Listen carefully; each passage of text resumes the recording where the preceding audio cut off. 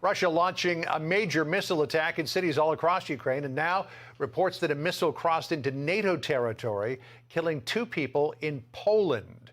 Our senior foreign affairs correspondent Greg Palkot is live in Kiev. And what do we know about this report from Poland, and what are the potential implications?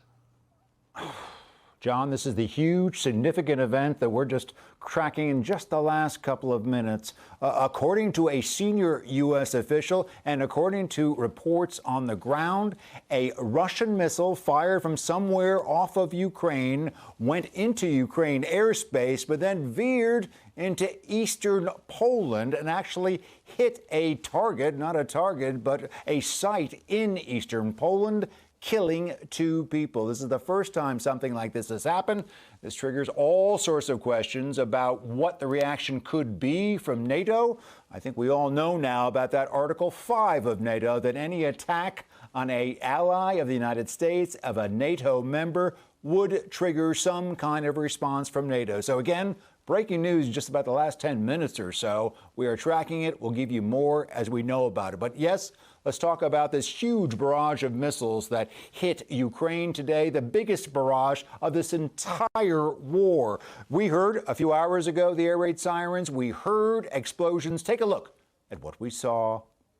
What happened is a Russian missile was flying over this residential area. It was shot by Ukrainian air defenses. Some fragments hit that building, caused a hole, caused a lot of damage, and then pieces of that missile fell down into the street. You can see it right here being taken away by officials. Incredible stuff. The fire raged from the building for a long time. 1 person was killed, 1 person injured. We were at the scene. We can't believe the casualty toll wasn't higher. All told, according to officials here, over 90 missiles were fired by Russia today in the direction of Ukraine from all sides. Ukraine says it shot down around 70, but the rest got through. Once again, those hitting power stations and other parts of the electric grid here, and that's knocked out power all over. Millions tonight here in Kyiv and across the country are without electricity. The president's office here said it was Russia's response to Zelensky's video message to the G20 summit today, demanding that Russia withdraw all of its troops from Ukraine and all of its borders be restored.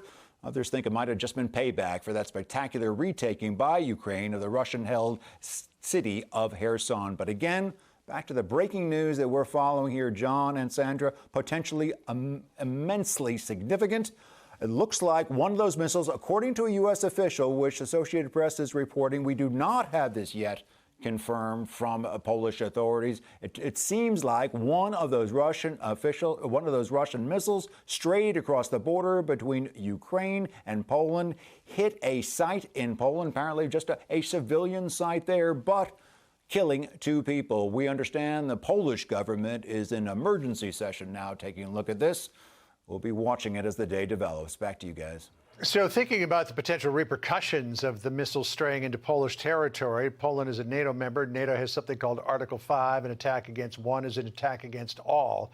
Is this something that could potentially rise to Article 5 level, or do you think this is something that will be contained just within the Polish government? There'll be a strong response toward Russia, not much else. We can't predict that at this point, John, but certainly throughout this entire war and prior to this war, prior to February 24th, that has been the risk. That has been the danger that the U.S. and NATO allies have been very concerned about. NATO has been worked hard to prevent this war from happening, essentially because of this kind of danger. And it has flatly stated before and during this war that if Russia decided to intentionally attack any NATO ally, there would be a NATO response. And frankly, according to the NATO charter, John, that could be very strong. Is this an intentional attack? Is this a mistake? We will see again in the next hours. We're waiting for a response from NATO as well, how the alliance handles this. Back to you. All right, our Greg Palkot watching it all from Kyiv. Greg, thank you. When and how to get out. Tell the public how you feel about this. Yeah, if your ancestors were brought to America or any other part of the world by way of slave ship, you are from the ancient tribe of the Hebrew Israelites. How do we know this? Because Abraham was a Hebrew. He had a son named Isaac. Isaac had a son named Jacob.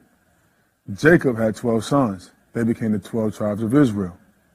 That's the first time the Bible ever heard of the name Israel. So when the Bible speaks of the children of Israel, they're speaking about a group of people. This is very important to know because it's black history. This is true black history for all of us to understand our ancient history and who we are and what our purpose is. All you have to do is look around. In this entire hemisphere, who are the only people that was bought here as slaves? We were. And the Lord already told us before we even got to the promised land the first time, if we obey his laws and keep his commandments, he would make us the top people.